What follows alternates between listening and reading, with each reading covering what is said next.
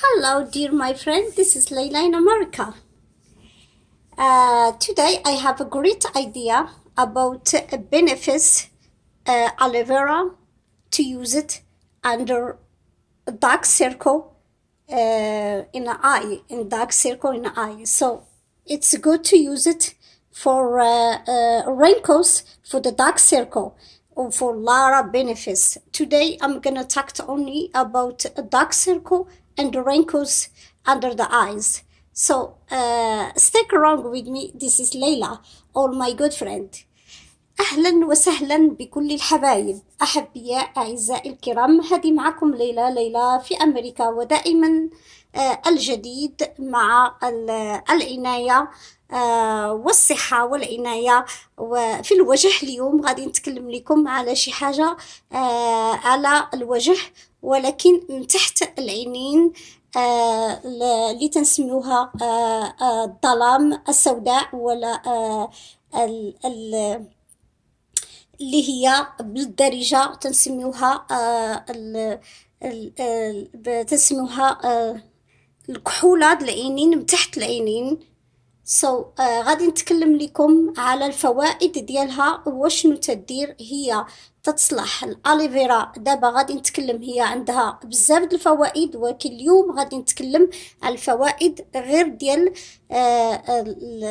الدارك سيركو. غنتكلم على دورات العينين من الكحل وديال التكماش من تحت العينين للمساعده، وهي ماشي غير تتساعد بزاف ديال الحوايج. وبعد تجربه الا بقيتو تستعملوها يوميا وتستعملوها جوج المرات في النهار، وسيرتو في هذا البرد دابا، ولو ديروها ما يطرى لكم حتى شي حاجه. تيكون البرد وتيكون ماشي الشمس ولا هذا، انسان يقدر يستعملها حتى بالنهار، ماشي مشكل. وكاين من تحت العينين دابا تنهضر فيها بزاف د الوصفات وتتخص بزاف د الحوايج، ولكن انا غادي نوريكم. غادي نشد غير طريف صغير وغادي نقطعو. So I'm gonna take just little pieces. I'm just give you an example how I cut it, how I use it under the dark circle and the wrinkles. So وهذه تتبقى. شفتوا الفوائد ديالها راه مهمه، تتصلح بزاف د الحوايج. اليوم غادي نتكلم لكم في سابق راه تكلمت لكم تتصلح حتى الامساك، وغادي ندير لكم الفيديوهات ديالهم. اليوم غادي نهضر لكم فوائد ديال كيفاش تديروها من تحت العينين.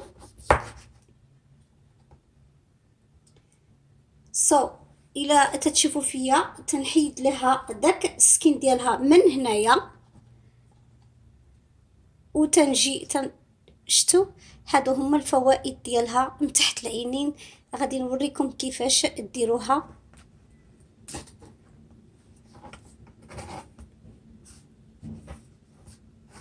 وتنجي حتى لهنايا وتنديرها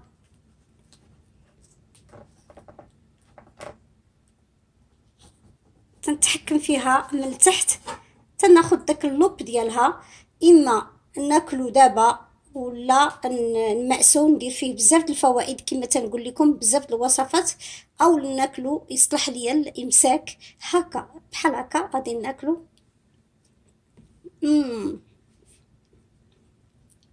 اولا ما يضركمش، يساعد على الامساك بزاف. ما تصوروش البينيفيس ديالو. ليش انا تنستعملو؟ ان هضرت لكم على الامساك في القبل، الوصفات الاخرين ديال زريعه الكتان تصلح ليا بزاف د الحوايج. والجوز الهند، جوز الهند الا كثرت فيه تيطلع ليا الباد كوليسترول، يعني تيدير ليا الكوليسترول السيء تيطلعوا ليا. دونك تنستعملو بالعقل، يعني تنستعملو، يمكن تنستعملو دو فوا باغ سيمين، وتنستعمل هذا. دونك اي حاجه ما تنكترش فيها باش ما تطلعش ليا شي حاجه اللي خايبه. دونك اي حاجه ملي تكتروا فيها تطلع لكم شي حاجه اللي هي تضركم. دونك دائما خصكم تكونوا مارينيتش فور اول ذا فود، يعني دائما خصكم تستعملوا الماكله بالعقل، كلها بالفوائد ديالها، تنوعوها باش تعطي الفوائد ديالها.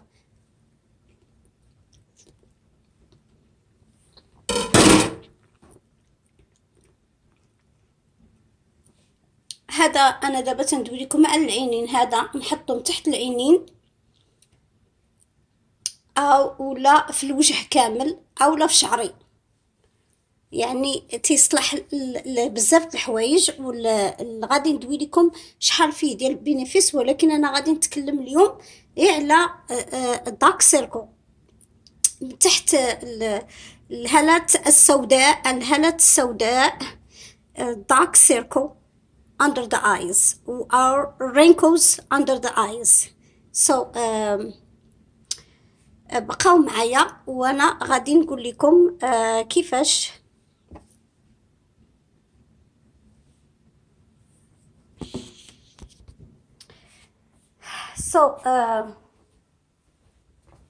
يلا هو معايا ونوريكم.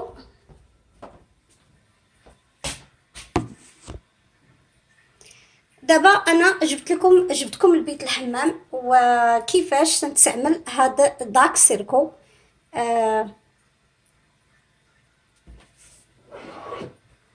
وسمحوا لي انا اليوم جبت لكم هذا المونيكا بحال هكا، وهي باش نعطيكم ليكزامبل كيفاش نستعمل هذا داك سيركو.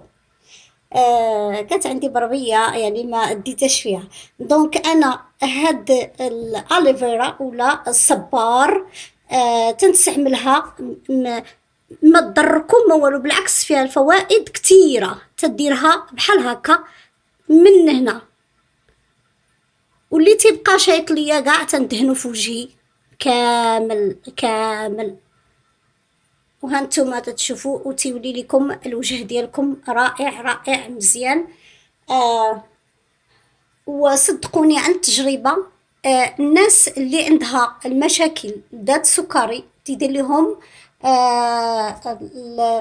لهم تخرج لهم هذاك الهلاء السوداء اللي هي تيقول لها الظلام السوداء، ولا بالدارجه داك الدورات الكحل، اما تيديرها السكر او الامراض الاخرى ديال الكبد او الامراض الاخرى. دونك حنا اشنو خصنا نديرو؟ هاد الشيء خلقوا لنا مولانا يعني طبيعيين وفيهم الفوائد ديالهم 24 فائده تتصلح لبزاف الحوايج.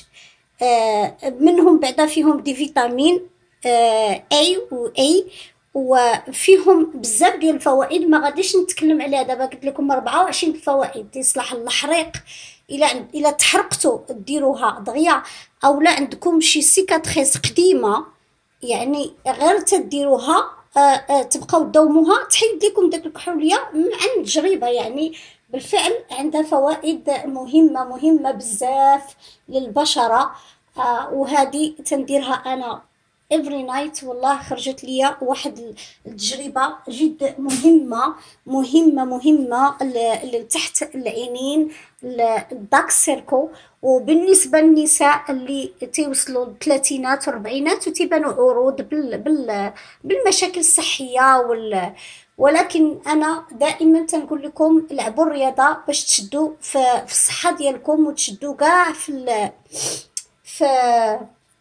في الهرمون ديالكم، والمساعده باش تقدوا دقات القلب وتزيروا على اللحم ديالكم يوليش مهرهر، او الوجه ديالكم ما يتهرهرش حتى هو بالرياضه والعنايه والصحه. دونك انا هذه علاش نستعملها؟ اولا باش نبقى نشري داك لي برودوي ديال كوزماتيك غاليين في الميسيز وغاليين في، يعني كنت نضطر ناخذهم باش يدير لي الترطيب والمساعده ديال يعني بحال اللي تتغديها وتتساعديها. دونك البشره اللي ما تتديهاش فيها راه تتدبل وتتمشي ما تتديهاش في واحد الحاجه. يعني خصك دائما تديوها في راسكم باش يبقاو غير المساعده. انا تنقول لكم غير المساعده، اما لا بغيتوا وجهكم يتجبد ويتصايب عليكم بالدكاتره ديال كوزماتيك، راه هما بالفعل تيجبدوا الوجه ويردوا الرينكوس، ولكن يقدر يدير لكم شي خلل وشي حاجه. الا كانت عندكم شي مرض في الصحه ديالكم يقدر ما يزبطش معاكم ويوقع لكم الالتهابات والمشاكل. دونك انا كما قلت لكم على هذه، ومن بعد تتشرب، هي تتشرب هذيك الصبار تيشرب يعني يعني تيشرب. عاودوا عاوتاني الا بقات عندكم طريف تستعملوه مزيان الامساك، و ميم طون دوزو على وجهكم، او لا قردوها وديروها بطريقه اخرين، وصفات اخرين نجيبهم لكم لأنا تنستعملهم دائما. دونك انايا تاني وصفه بقاو معايا أحبائي. تاني الوصفة اللي غادي نتكلم لكم هي العسل والسكر. تساعد على التهابات والبكتيريا في الوجه. العسل والسكر، العسل والسكر. وبقاو معايا احبائي الكرام. انا حيت ما بقيش نستعمل السكر تنخليه للضيوف، دونك انا جبت لكم السكر واستسمح انا تندير هاد السكر ديال البكيات. دونك بجهد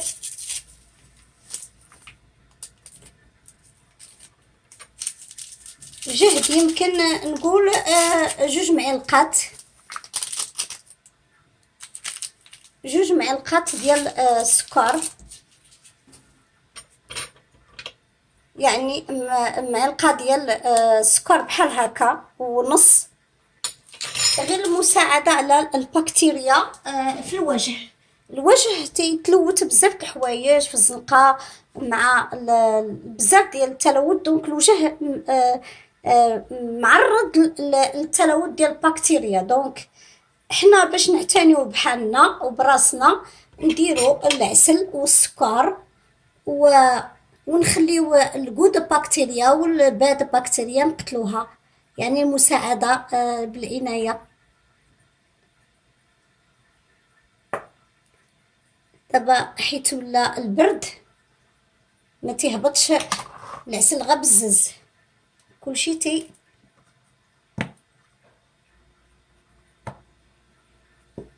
تندير غير واحد المعلقه كما تشوفوا ديال القهوه، غير بالقياس اللي تستعملوها.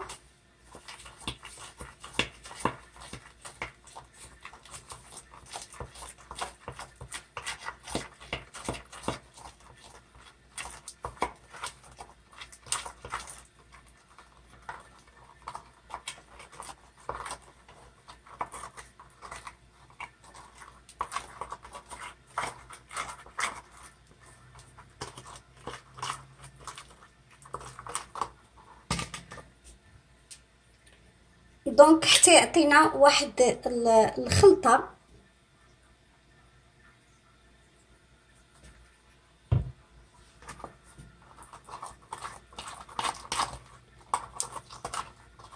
دائما خصو يكون العسل اكثر من السكر.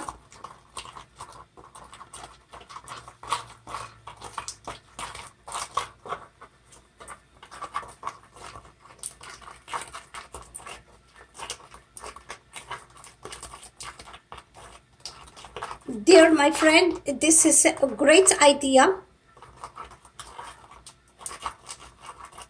for the honey and sugar.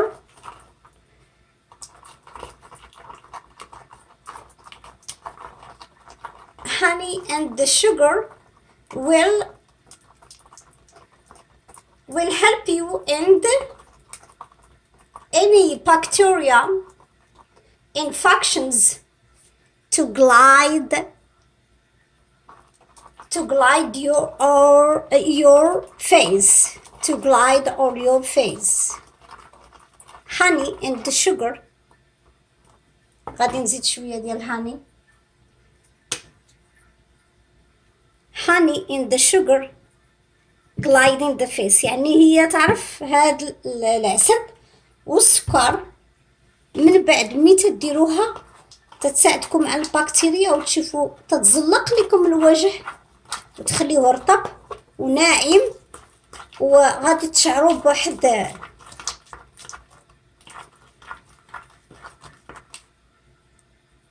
خص يكون بحال هكا.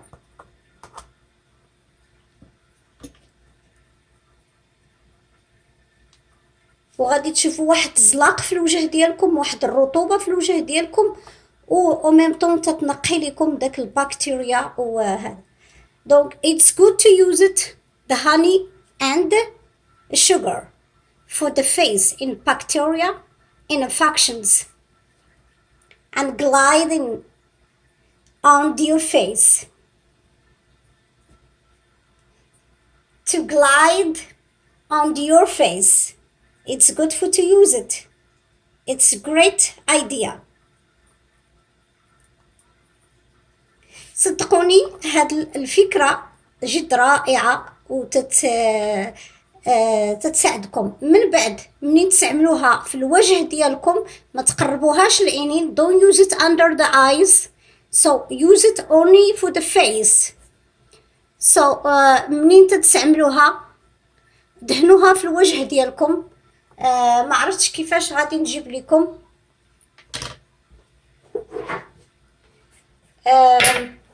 I'm just giving you the example like that, you see, and use it like that,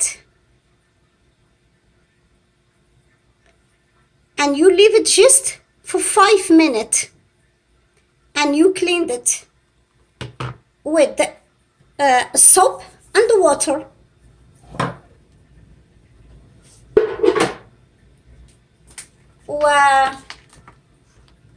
إلا عندكم أي بحال شي كيس ما تتستعملوش في الوجه، تتستعملوش في اللحم ديالكم، تتستعملوه في الوجه. ديروا الصابون، صابونة الكلف، الكلف، صابونة الحجرة، هذاك اللي صابون اللي تنستعملوه حنا للوجه، تنستعملوه اللحم، داك الصفر اللي مزيان ديال الوجه، اولا صابون ديال الحليب، اولا اي صابون اللي تتستعملوه في الوجه، وفركوا بها مزيان وجهكم بالكيس يكون رطب ماشي خاشن.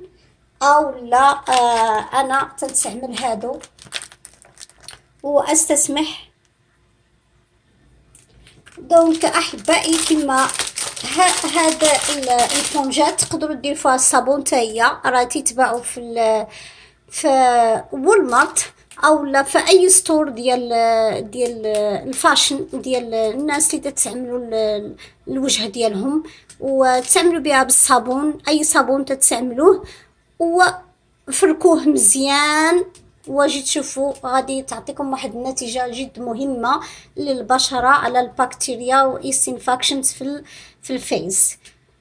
So you can buy in any store like 99 store or dollar store or Bath and Beyond, it's everywhere, every store you can find those sponges. It's good, you can use any soap you use it. It's really, it's clean the face in gliding to the face, shining in gliding in soft.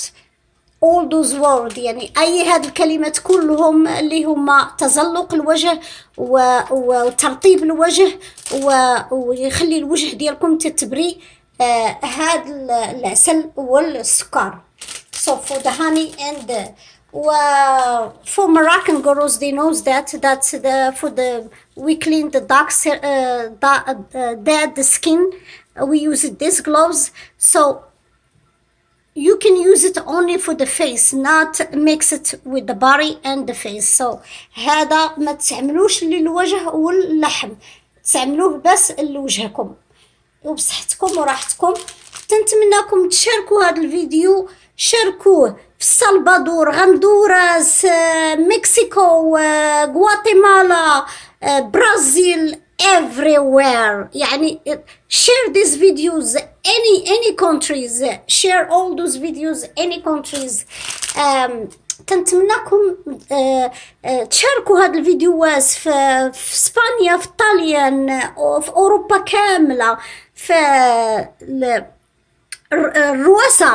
روسيا، الراشن، والبوليش، البولونيا، تعملوا في اي فيديو، المكسيك، في الغندوراس، داك الامريك اللاتينوس كلهم. نقول لهم بنات المغرب شحال هما تيتعتنيوا بالصحه ديالهم وبالوقايه والوجه مهمين. Share these videos how you know the girls from Morocco how they are smart with the beauty and the take care for the body and the beauty.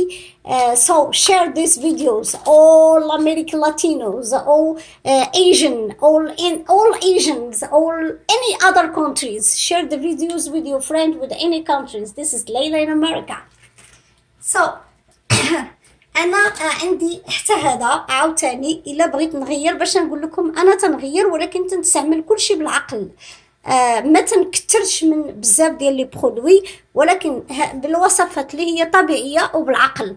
دونك انا بعض المرات تندير هذا ديال سكرابرز اللي تتعرفوه بحال تديروا القهوه او لا تديروا اي حاجه للتنظيف وتندير حتى بهاد الماكينه. الا بغيت ندير حتى داك الصابون وندير بها هاد الماكينه من بعد نغسل به وجهي ويتنقى ليا. دونك يرجع رطيطب وحيت هي بحال الكوماج بحال اللي تدير كوماج للوجه وتصايب.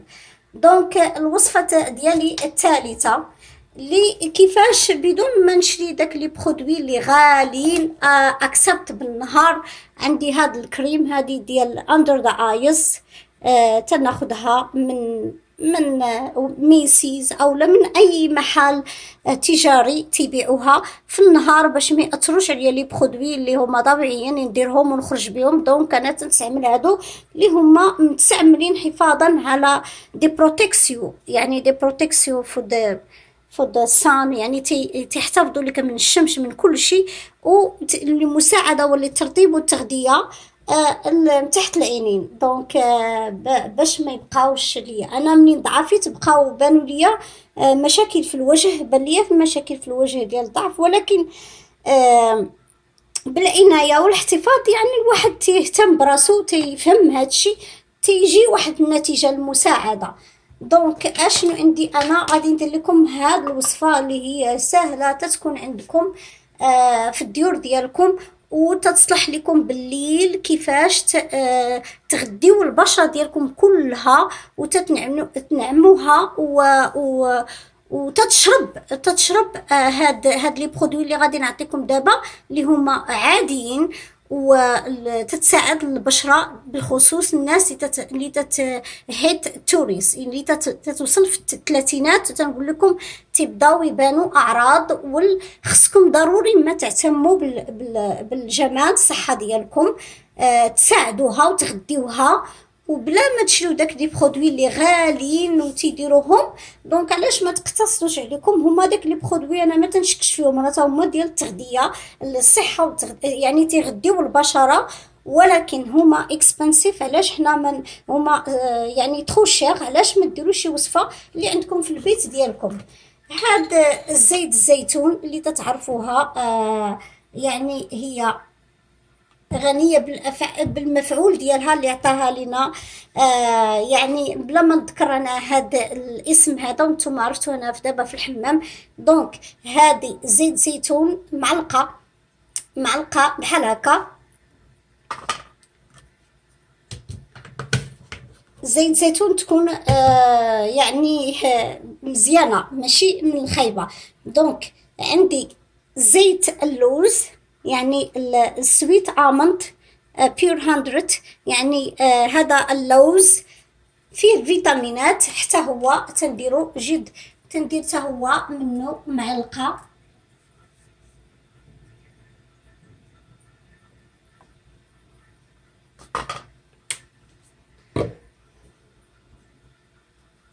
وتندير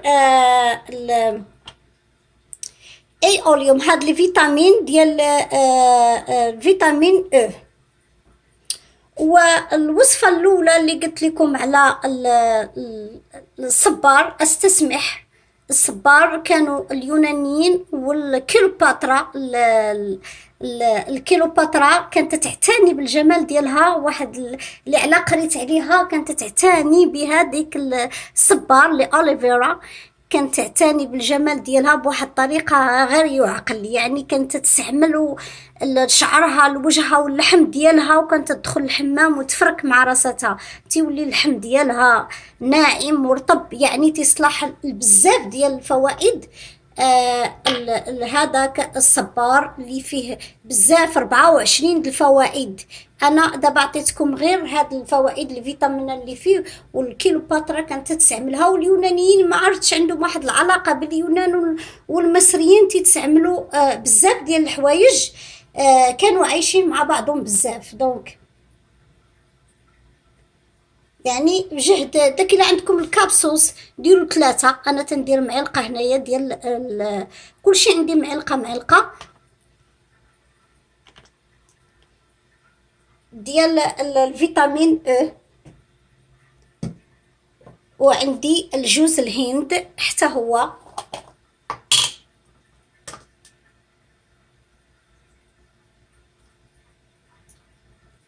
دابا البرد تيتكونجولا بالمعقول، تخليه غير هنايا تيولي تيبرد بالمعقول.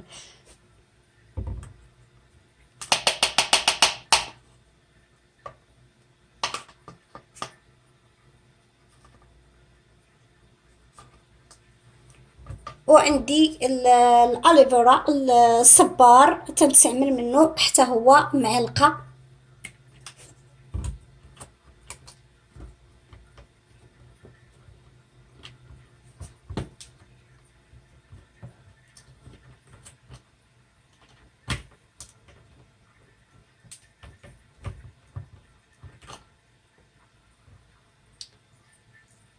انا عاد خديته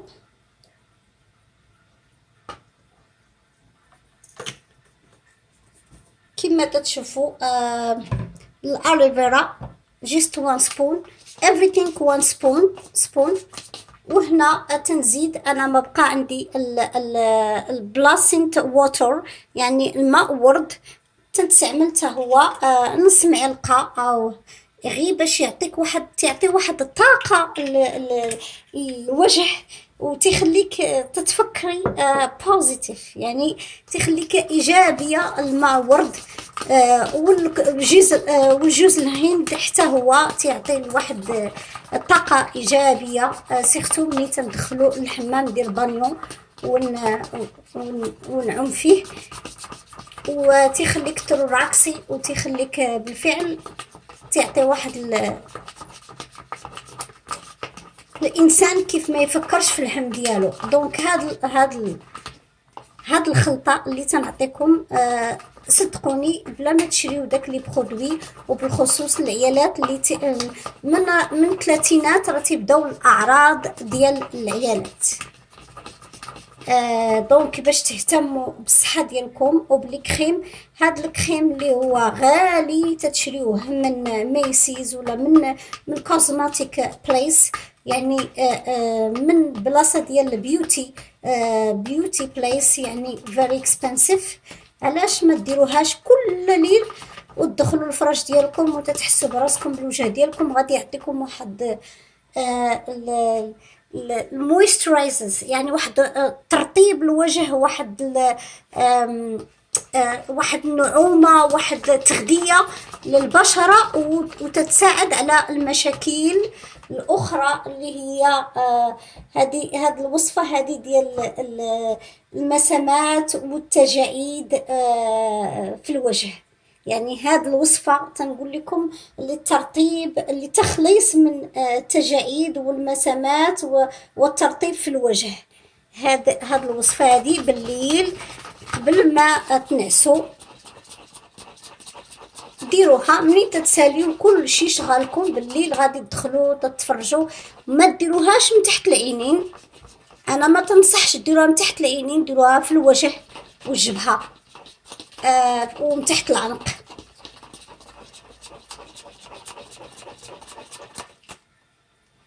دابا هاد الكوكو ما دابش ليا مزيان، خصو يذوب مزيان باش يتفاعلوا. وانا ما تنديرش هادو اللي بقاو ليا واحد الايام. دابا البرد تنخليه هنا في بيت الحمام، ملي تنغسل وتندوش تنديرو. دونك بلا ما نحتاج نديرو في الثلاجه دابا وقت البرد وماشي سخون بزاف، واخا السوفاجات زعما ما تيأثرش عليه. وفي وقت الصيف ندخلهم الثلاجه دائما، ولكن تندير هادشي اللي تيدير ليا 5 days. يعني 5 أيام just for 5 days، 5 أيام. تندير الماء هذا باش ما تبقاش جالسه شحال من هذا ما تعرفوش شنو تيوقع. دونك 4 days 5 days يعني بدلوها. انا في نصيحتي انا ما تنخليش بزاف، اسبوع واسبوعين في هادشي دي برودوي، حيت حنا غير تنساعدو الوجه ديالنا والتغذيه الوجه. ما حنا ماشي في المعمل المصانع اللي تنديروها، انا يمكن تيديروا شي حوايج اخرين اللي هما تحتفظوا على واخا تيبقى. وهذه هي الوصفه كما قلت لكم، خصو يذوب مزيان. تبقاو تذوبوا هذاك الكوكو جوز الهند تيبقى قاصح بزاف في وقت البرد، تيقصح. ما راه في وقت شويه الصيف ضيق تلقاه تيولي سائل بحال الماء. وقت الصيف دائما تندخلو انا الثلاجه باش يبقى شاد.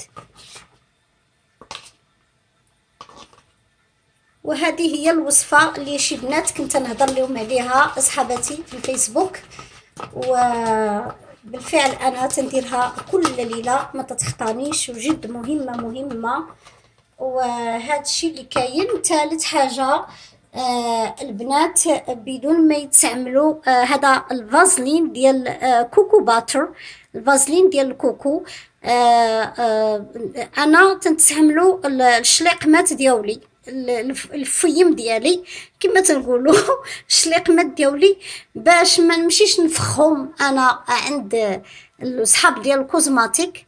منين تنديرهم تيرطب ليا وتيتنفخوا طبيعيين لفمكم باش تهلاو فيه، واللي النفخ الفم ديالكم بدون ما هو تيصلح بزاف د الحوايج. تا هو نقدر نديرو حتى مع هاد الخلطه نزيدها راه مزيانه، راه ما تتاثرش انها فازلين تتصلح. ولكن هو ديال الكوكو راه عندي انايا جوز الهند، باطر جوز الهند عندي هنا. دونك هذا تنستعملو انا بالخصوص غير الفم ديالي باش يتنفخ ويترطب، ما يبقاش فيه شي كماس او لا، للمساعده. وصدقوني هذا للمساعده مزيانه. بالليل دائما تنديرو، بالنهار تندير عكير ديالي، وبالليل تنديرو لتنفيخ الشلاقم. وشاركوا هاد الفيديوهات. ثالث حاجه،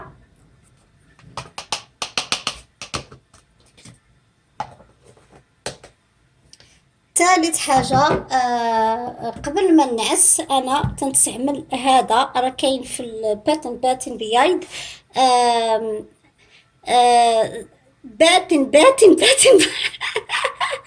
المهم كاين في باتن بيايد. هذا البرودوي هذا نورشنس تصلح الهاندز بادي لوشن، تصلح اليدين بالخصوص اليدين، باش نغدي اليدين ديالي. تنديرهم بالنهار، بالليل منين نكون خارجه للخدمه، بالليل منين نكون تنعس تنديرهم باش يرطب ليا اليدين ديالي ونعمهم. وتقدري ديرهم حتى في الباري ديالك، ديروهم في البادي. هي راه في البادي الهانسين بادي